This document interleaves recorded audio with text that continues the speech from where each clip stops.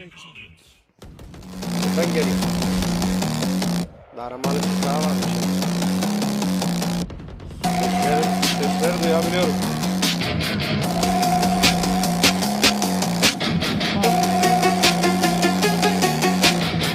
İyi yapıyorsun, şarjörü yenilemiyorsun. 2 kişi vurmuşum peş peşe.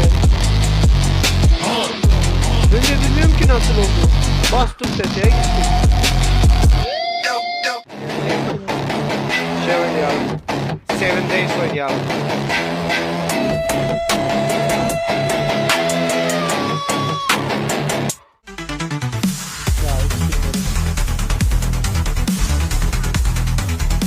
Ataşlı olanı öldürdüm ve ben sağ sol yaptım.